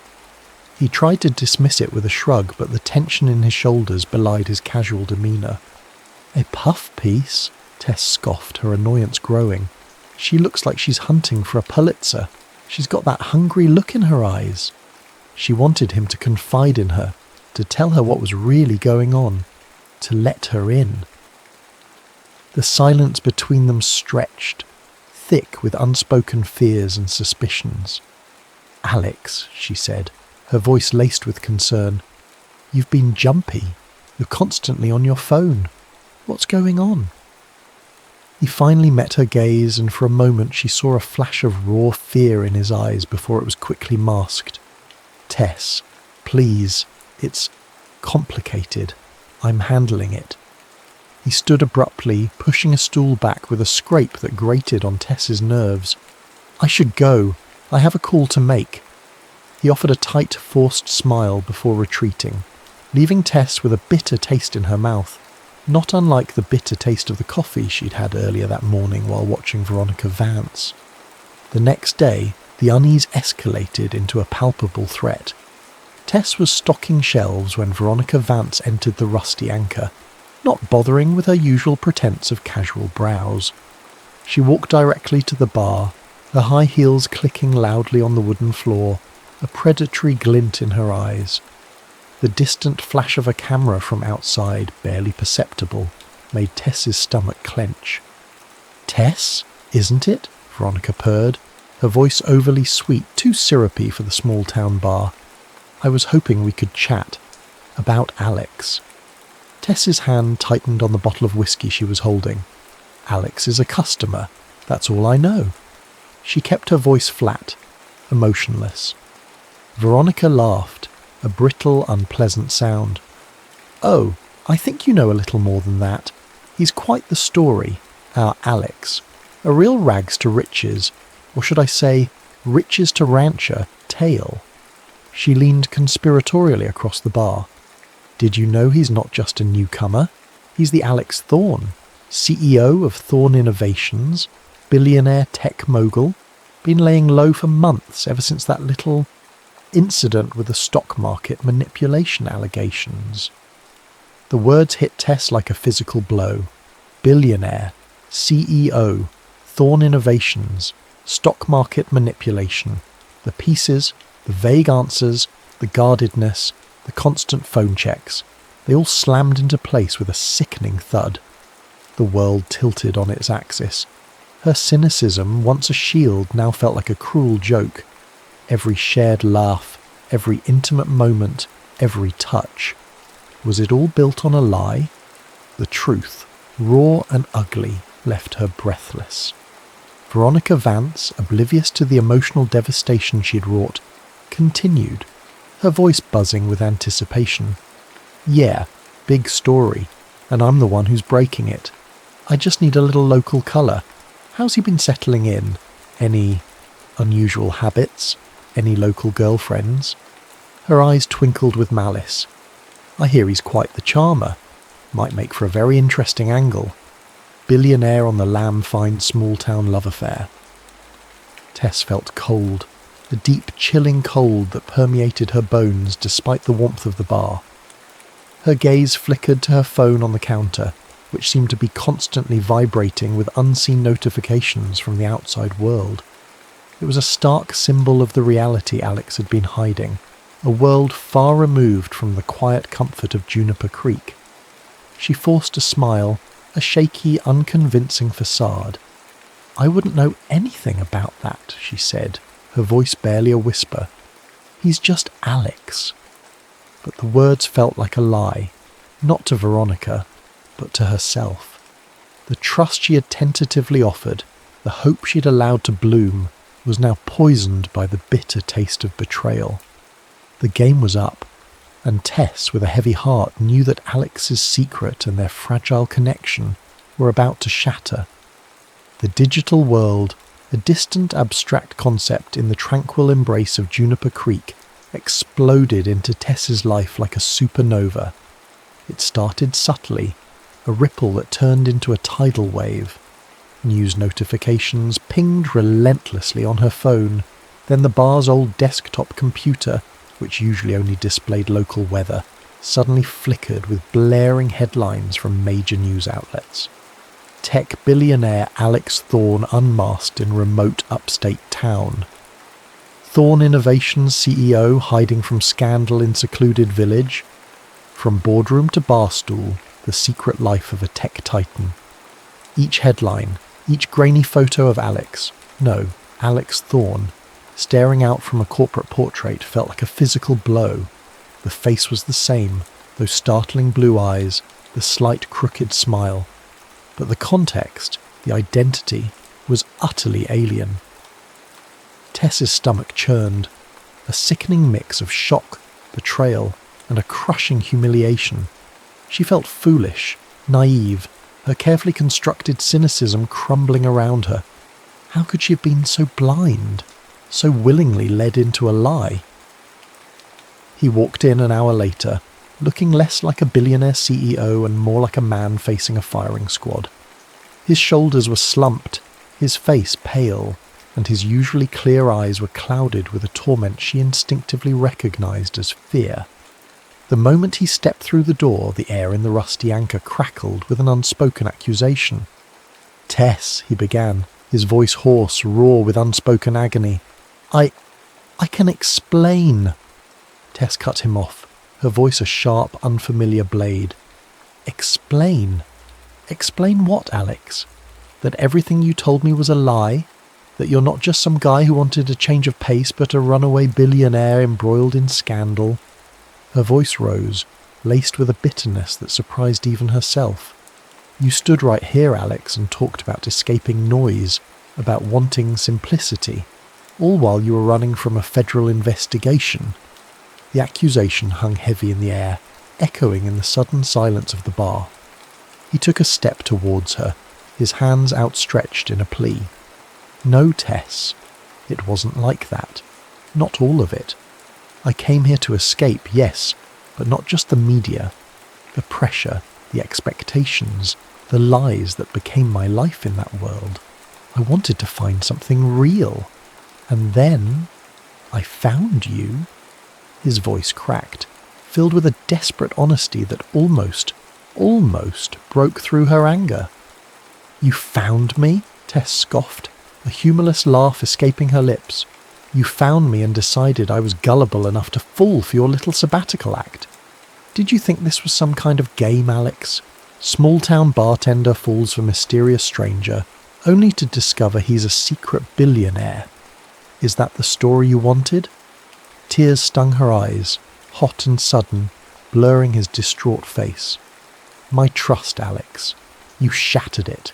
Every shared laugh, every quiet moment, every time our hands brushed. Was it all just part of your elaborate escape plan? No, he cried, his voice desperate, finally losing the guarded composure he'd clung to. God, no, Tess. The connection, it was real. For me, it was the realest thing I'd felt in years. I never meant to hurt you. I was just so afraid. Afraid that if you knew who I really was, you'd never look at me, never give me a chance, that you'd only see the money, the headlines, the lies they tell about me. He gestured wildly towards the flickering screen of the bar computer. That's not who I am, Tess. Not the whole me. I'm not some stock market manipulator. Those were false allegations, a corporate smear campaign. I needed to disappear to clear my name, to fight it from the shadows. But I never meant for you to be caught in it. Tess felt a pang of something akin to pity, seeing the raw agony in his eyes. He looked utterly broken, stripped bare of all his carefully constructed defences. But the wound was too fresh, the betrayal too deep. I don't know what to believe anymore, Alex, she whispered, her voice trembling. How can I trust a single word you say when you built our entire relationship on a foundation of secrecy? Because I love you, Tess. The words burst from him, raw and unbidden, filling the stunned silence of the bar. I fell in love with you, the real you, and I was terrified of losing that, of losing you, if the truth came out. I tried to protect what we had, but I did it the wrong way, the cowardly way. His confession, so sudden and heartfelt, rocked her. She saw the genuine pain in his eyes, the undeniable truth in his words. But her own pain, the sting of betrayal, was still too sharp. Love? She repeated, the words sounding hollow. How can you love someone you lied to? How can you build anything real on a foundation of this? She gestured around the now empty bar where the news headlines continued to blare silently. Alex took another step forward, reaching for her, his hand trembling. Give me a chance, Tess. Let me prove it to you. Let me explain everything, without the lies, without the fear. But Tess recoiled, shaking her head. The enormity of it, the scale of his deception was overwhelming. I can't, Alex, not right now. I need you to leave. Her voice was barely audible, thick with unshed tears. She looked at him, truly looked at him, and saw not just the man she was falling for, but the billionaire, the man from the headlines, the one who had kept a vast, sprawling secret from her. The two images blurred, then separated, leaving her utterly lost. His face crumbled. He stood there for a long moment, the silence amplifying the frantic beating of Tess's own heart. The silence after a slammed door echoed in the bar as he turned and walked out, leaving Tess standing alone amidst the cold, stark reality of the news headlines, the bitter taste of betrayal in her mouth. She sank onto a bar stool, the weight of his departure pressing down on her. The cold sting of tears finally broke free, tracing paths down her cheeks, mingling with the last remnants of her shattered trust. The bar, once her sanctuary, now felt like a prison of her own making, reflecting back the fading light of a sunset, leaving her alone with her pain, the phantom touch of his hand still on her skin, a cruel reminder of what she had thought they had. How could I have been so blind, she thought, the question a desolate whisper in the empty room. He was a phantom, and I gave him my heart. Days blurred into a haze of quiet sorrow for Tess. The rusty anchor became her sanctuary once more, though its walls now held echoes of Alex, ghosts of laughter and whispered promises. The news cycle, in its relentless churn, moved on, but the image of Alex Thorne, the billionaire, lingered in her mind, a stark counterpoint to the Alex she'd known, the man who helped her stack chairs and talked of quiet places. She found herself replaying every moment, every conversation, searching for clues, for the cracks in his facade she had missed. And slowly, agonizingly, she began to see them, not as deceptive maneuvers, but as a man's desperate attempts to cling to a fragile normalcy. She remembered the flicker of fear in his eyes, the forced nonchalance when she'd questioned his past, the genuine joy in his voice when he spoke of simplicity. He hadn't just been hiding from scandal. He had been hiding from a life that had clearly suffocated him. One quiet night, as the hum of the empty bar's refrigerator was the only sound, Tess poured herself a glass of water, her fingers tracing the rim of the glass. She thought of Alex's confession of love, raw and desperate. A part of her had dismissed it as a desperate plea, but another, deeper part recognised its truth. He hadn't just said it, he had felt it. And the painful truth was, she had felt it too. Her cynicism, once a protective armour, had become a wall, blocking out not just pain, but also the possibility of a love that defied all her expectations. She remembered him helping her clean up, his hands brushing hers, the shared laughter in the bookstore. Those moments, she realised, weren't lies. They were real, profoundly real, and they had nothing to do with his wealth or his hidden identity. Then a new message popped up on her phone, not a news alert, but a simple text from an unknown number. It was long, clearly written over time, sent not in a moment of panic, but of reflection. It was from Alex. "Tess," the message began, "I know you probably hate me. You have every right. But I need you to know the whole truth, not just the headlines.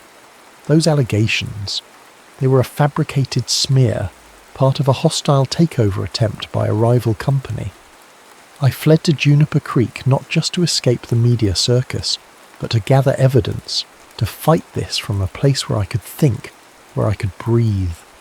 I spent months holed up, unravelling a complex web of deceit, and then I met you.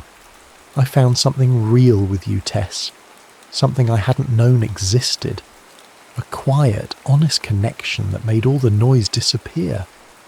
I was terrified to tell you the truth because I thought you'd only see the billionaire, the scandal, and not the man who was falling apart, who was desperate for something genuine.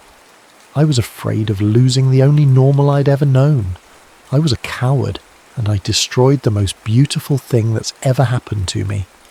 I'm leaving tomorrow, headed to Zurich for the final legal battles. I don't expect you to forgive me, but I needed you to know. Every moment with you was real, every feeling. I just pray one day you might believe that." Tess read the message twice, then a third time, her heart aching with a mixture of regret and a burgeoning hope. The knot of anger that had tightened in her chest began to loosen. His explanation wasn't an excuse, it was a confession of his deepest fear, the very vulnerability she'd been too hurt to see. He hadn't used her, he had hidden from her, for fear of losing her. The irony wasn't lost on her. She'd been so afraid of being hurt that she had pushed away the very thing that offered true healing. She looked at the clock. It was late.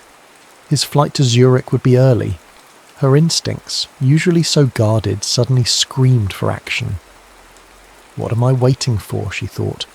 Love isn't about perfect beginnings. It's about courageous endings and new starts.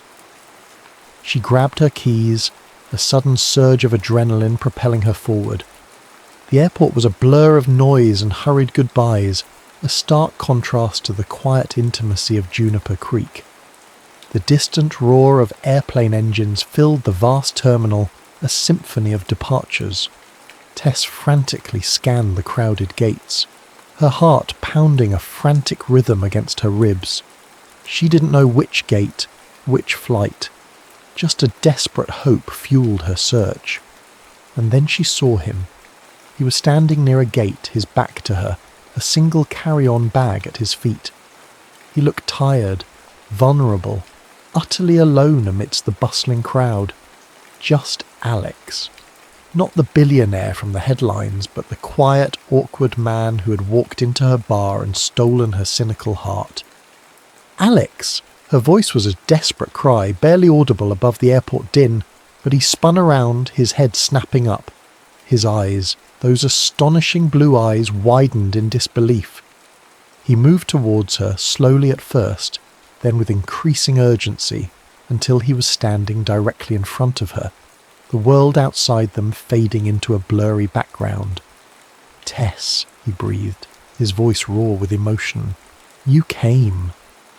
"You were leaving," she whispered, tears blurring her vision, but this time they were tears of relief, of hope. "You were going to just leave." I thought I had to," he confessed, his hand trembling as he reached for her face, his thumb gently tracing the line of her jaw. "I thought I'd lost you, that I deserved to lose you." She leaned into his touch, her eyes searching his. "You were afraid," she said, understanding finally dawning fully. "You were so scared." He nodded, a single tear escaping the corner of his eye. "More than you know. Losing the money, the company. That was nothing compared to the thought of losing you. I found something real with you, Tess, and I ruined it because I was afraid of losing the only normal I'd ever known." She reached up, cupping his face in her hands, her gaze steady. "No more hiding, Alex, just us." She saw the question, the plea, the unwavering love in his eyes. "No more secrets, just real." He pulled her into a tight embrace, burying his face in her hair. The weight of Alex's hand on her back felt solid, real, grounding. "Thank you," he murmured, his voice thick with emotion. "Thank you for seeing past it, for seeing me." They stood there for a long moment, amidst the chaos of the airport, two souls finally finding their anchor in each other. His flight was boarding, the final call echoing over the loudspeakers. He pulled back, a hesitant question in his eyes. Tess smiled, a wide, genuine smile that reached her eyes.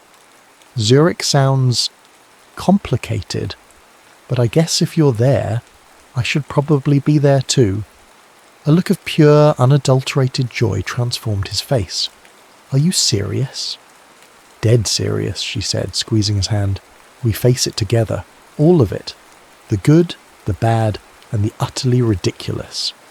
He laughed, a sound of profound relief and happiness, and Tess felt a lightness she hadn't experienced in years. In the quiet hum of their joined hands, Tess knew home wasn't a place, but the courage to stand beside someone truly seen, truly loved, with no more shadows between them. It wasn't an ending, but a beautiful, terrifying, and utterly real beginning.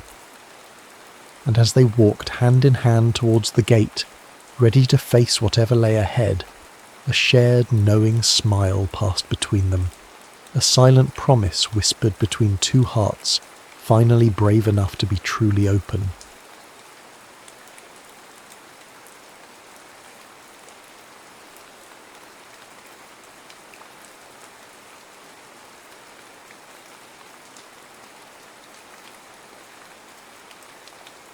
Whispers in the Wisteria.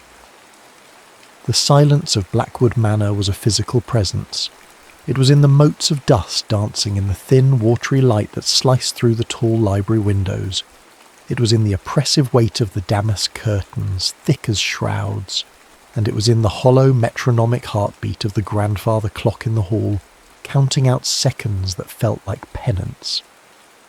Lord Alistair Beaumont, a man carved from the same winter frost that clung to the estate's ancient stones, stood with his back to the room, his gaze fixed on the world outside.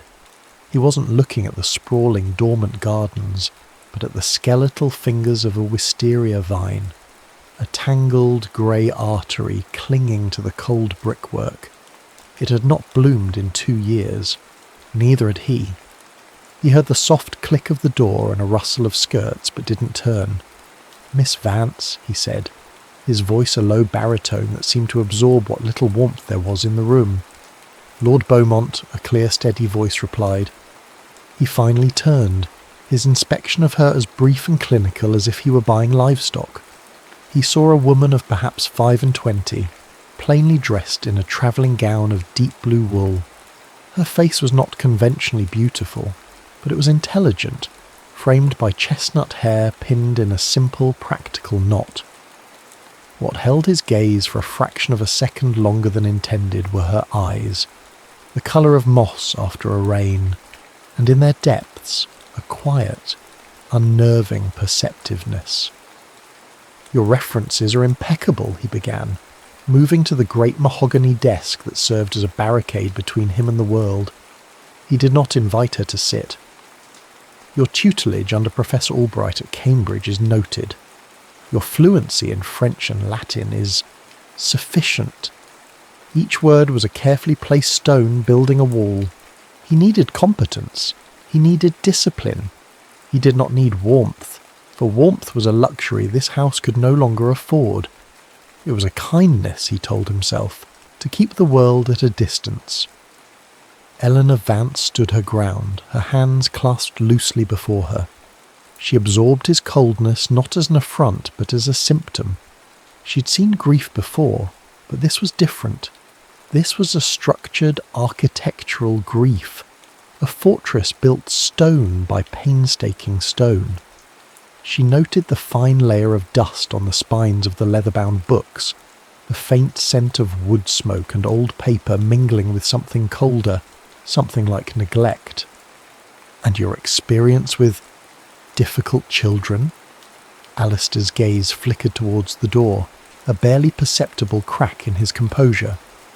"I have found, my lord, that there are no difficult children," Eleanor answered, her tone gentle but firm. "Only children who are navigating difficult circumstances. Their silence is not always a sign of defiance.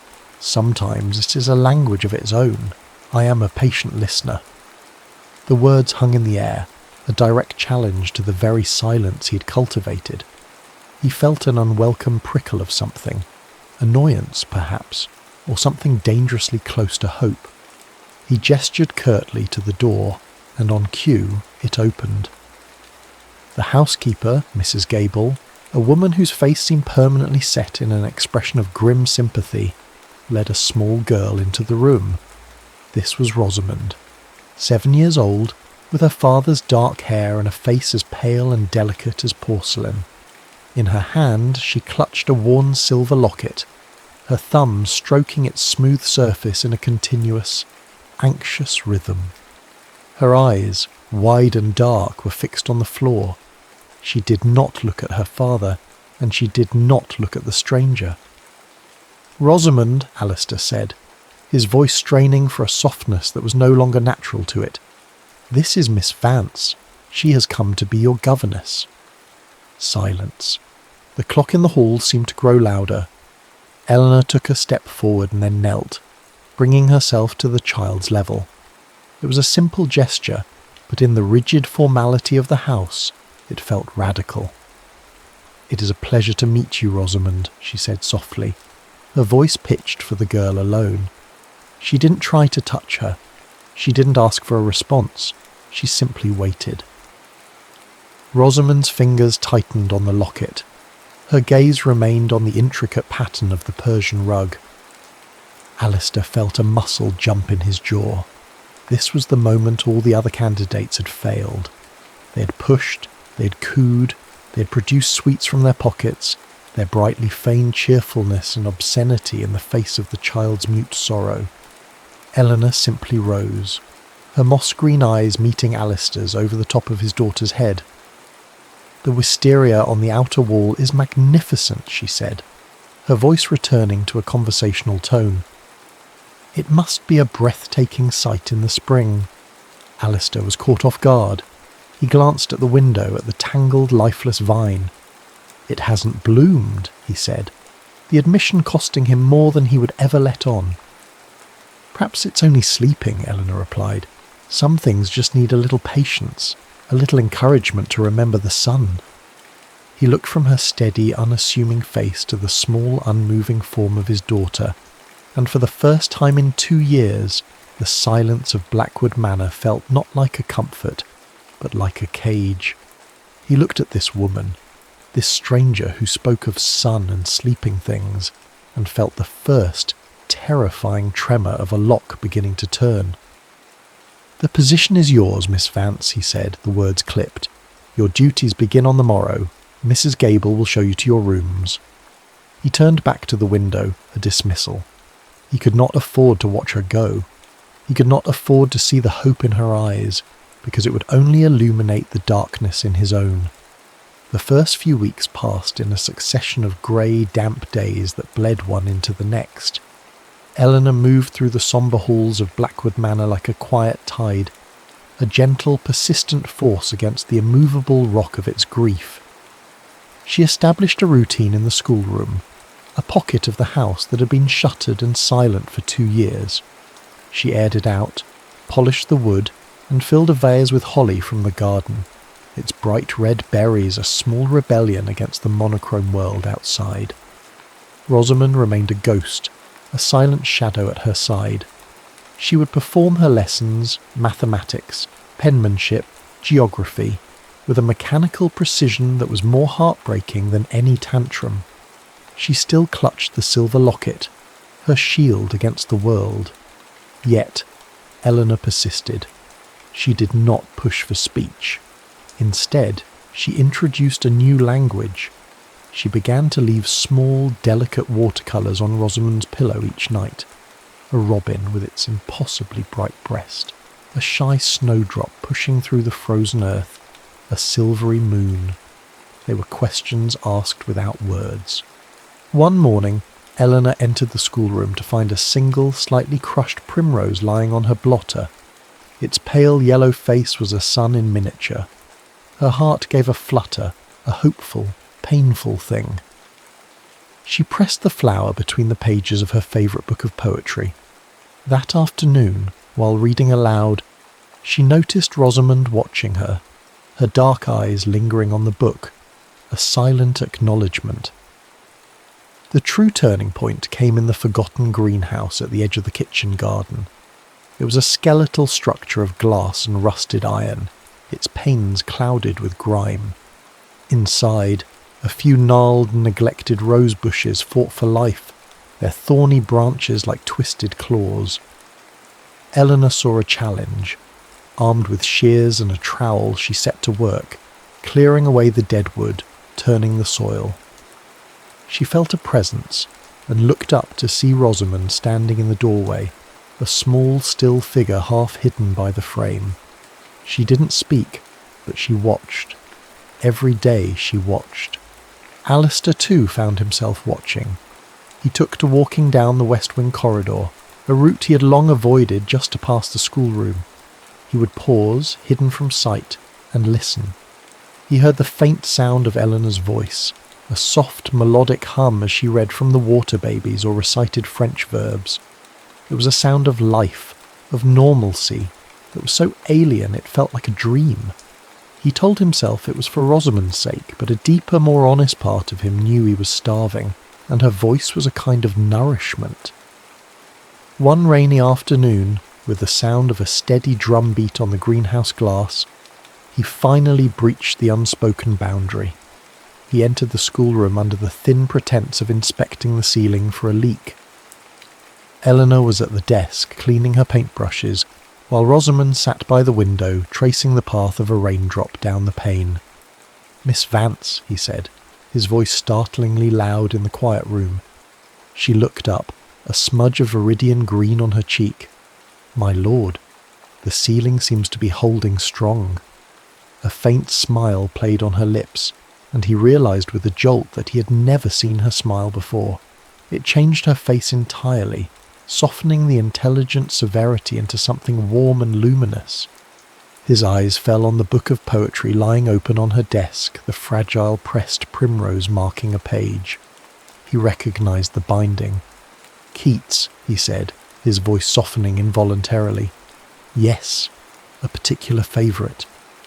He stepped closer, drawn in despite himself. He looked at the open page. My late wife. She loved that passage. The words came out before he could stop them, a crack in the dam. She used to say it was like finding a piece of sunshine in the dark. She would have liked your paintings. It was the first time he had mentioned his wife by name in Eleanor's presence. It was a shard of his past offered up sharp and glittering. Eleanor's gaze was full of an empathy so profound it asked for nothing in return. "I'm sure she was a woman of exceptional taste," she said softly. He looked at her, truly looked at her, not as an employee, but as a woman with a smudge of paint on her cheek and an ocean of understanding in her eyes. The air in the room shifted, the rain on the glass, the earthy smell of damp soil drifting from her work in the greenhouse, the quiet presence of his daughter. It all coalesced into a moment of startling clarity. He was not just an employer, and she was not just a governess. They were a man and a woman, standing together in a quiet room while the world outside began to thaw.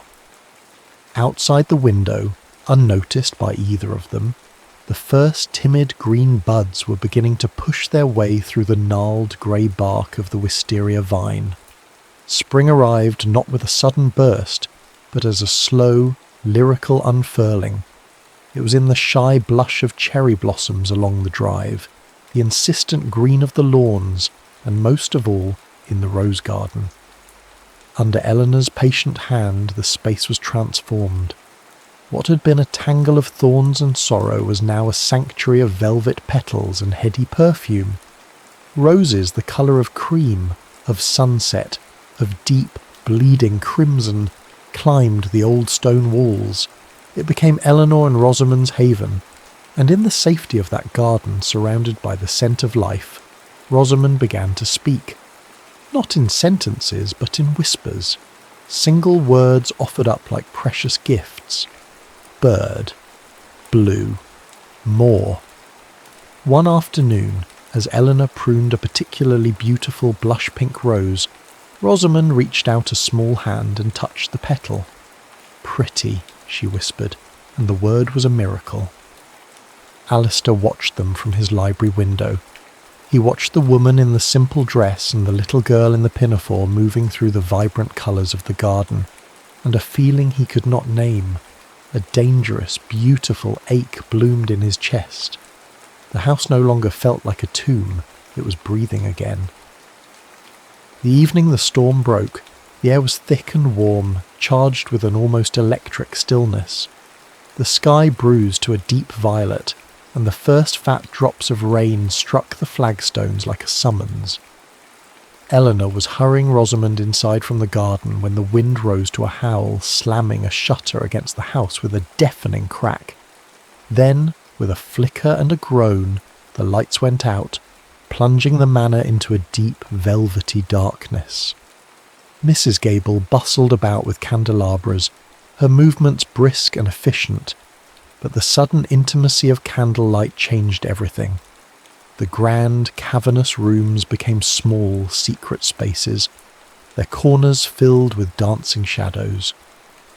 After Rosamond was settled in bed, a lit candle by her side chasing away the worst of the darkness, Eleanor made her way downstairs. She found Alistair in the library standing before the hearth where a fire now roared, its flames painting his face in hues of orange and gold. He was no longer the cold, distant Baron. In the firelight he was just a man, his shoulders slumped with a weariness that seemed to bone deep. "The storm is quite fierce," Eleanor said, her voice a little breathless. "It is," he agreed, his gaze fixed on the flames. "Please, sit." She took a seat in the worn leather armchair opposite his. The storm raged outside, a wild symphony of wind and rain, but inside by the fire a profound quiet settled. And in that quiet they began to talk. Not about lessons or household matters, but about themselves. He spoke of his loneliness, the crushing weight of a title that felt like a suit of armour he could never remove. He confessed that Blackwood, his ancestral home, had felt more like a prison than a sanctuary for years. Then Eleanor shared her own quiet sorrows. She spoke of her parents, a country vicar and his wife, lost to fever when she was just a girl. She spoke of the precariousness of her independence, the constant humming fear of being utterly alone in a world that had little room for women of intelligence but no fortune. She laid her own vulnerability bare to match his. "This house," she said, her voice trembling slightly as she looked around the firelit room. "It doesn't feel so sad anymore." Alistair looked at her, the firelight catching in her moss-green eyes. "That is your doing, Miss Vance," he said, his voice low and thick with an emotion he could no longer hide. "Eleanor, you have brought the spring inside." Her name on his lips was a caress. The air between them grew taut, humming with everything left unsaid. The storm outside, the crackling fire, the scent of rain-soaked roses and wisteria, drifting through a slightly open window, it all faded into the background. There was only the space between them, a space that felt both immense and impossibly small. Later he walked her to the base of the grand staircase, the single candle he carried throwing their shadows, long and distorted, against the wall. The house was silent save for the drumming of the rain. He should have said good night. He should have turned and walked away. He did not. He stopped her, his hand gently closing around her arm. The touch was electric, a spark in the darkness that shot through her entire being. She looked up at him, her breath catching in her throat. His face was a mask of conflict, of longing and torment. He was the lord of the manor and she, the governess. The chasm between them was a thing of stone and centuries. But in that moment, it was nothing. He leaned in, his gaze dropping to her lips. She could feel the warmth of his breath, smell the faint scent of wood smoke on his clothes. Her eyes fluttered shut. It was happening. It was impossible, and it was happening. But then, with a shuddering breath, he pulled back. His hand dropped from her arm as if burned. The torment in his eyes was agonizing. "Forgive me," he whispered, his voice hoarse. I cannot." He turned and strode away, leaving her alone in the flickering darkness at the foot of the stairs, her heart hammering a silent, frantic rhythm against her ribs. The taste of a kiss she had not received burned on her lips, and the heartbeat-like silence he left behind was more devastating than the raging storm outside. High summer descended upon the countryside, heavy and gold. The wisteria at Blackwood was a marvel, a cascading waterfall of lavender blooms that scented the air with a perfume so sweet it was almost intoxicating. Alistair felt as if he'd been living in a black-and-white world, and Eleanor had, with painstaking care, coloured it in. He was lighter. He laughed, a sound so rusty and unfamiliar it startled the house staff. He spent afternoons in the garden, not watching from the window, but sitting with Eleanor and Rosamond, listening as his daughter now strung words together into shy, hopeful sentences. Feeling more alive than he had in years, he made a decision. It was bold, perhaps reckless, but it felt right. He would take them, both of them, to the annual summer fete at the neighbouring estate of Lord and Lady Ashworth. It was more than an outing, it was a statement. Eleanor was hesitant, a knot of anxiety tightening in her stomach, but seeing the quiet hope in Alistair's eyes and the sheer, unadulterated excitement in Rosamond's, she could not refuse. She wore a simple dress of pale green muslin, a loan from Mrs. Gable's long-disused trousseau, and with her hair done up with a few sprigs of baby's breath from the garden, she was not just the governess. She was radiant. For a few golden hours the world was perfect. Rosamond, holding tightly to both their hands, marvelled at the puppet show and begged for spun sugar. Alistair, for his part, moved through the throng of local gentry with a newfound ease, his eyes rarely leaving Eleanor. He saw her not against the sombre backdrop of Blackwood, but here, under the sun, and she was even more captivating. When the musician struck up a waltz, he turned to her, his expression stripped of all pretense. "Dance with me, Eleanor." It wasn't a question, it was a plea. She placed her hand in his and he led her to the grassy dance floor. As he swept her into the turn, the world fell away. There were no titles, no rules, no whispers. There was only the music, the warmth of his hand on her back, and the magnetic pull of his gaze. They were simply a man and a woman, lost in a moment of pure, unadulterated joy. They had forgotten where they were, but the world had not forgotten them. Lady Danbury, a woman whose smile was as sharp and thin as a shard of glass, had been watching. Her eyes, like a hawk's, had missed nothing.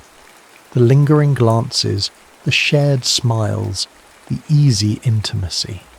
As the waltz ended and Alistair led a flushed and smiling Eleanor from the dance floor, Lady Danbury positioned herself in their path. "Such a remarkable recovery, Alistair," she said, her voice venomously sweet, yet pitched just loud enough for those nearby to hear. "Your dear Rosamond seems quite taken with her tutor."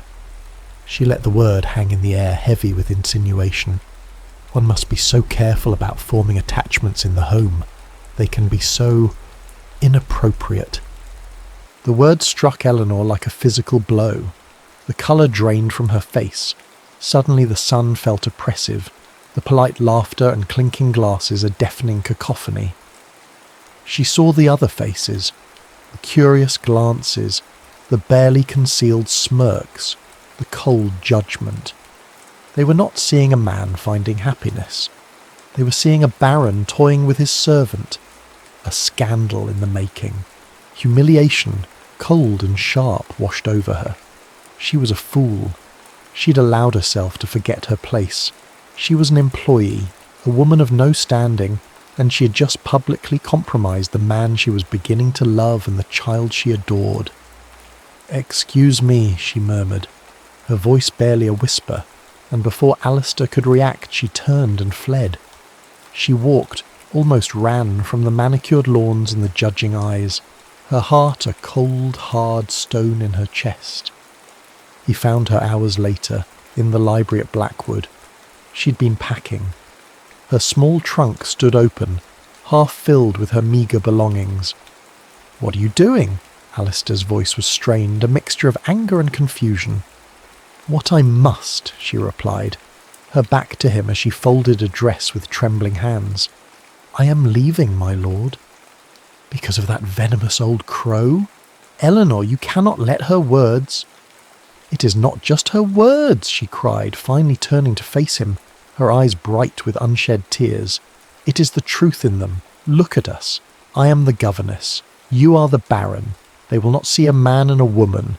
They will see a weakness, a disgrace. And Rosamond, I will not become a whisper that follows your daughter for the rest of her life.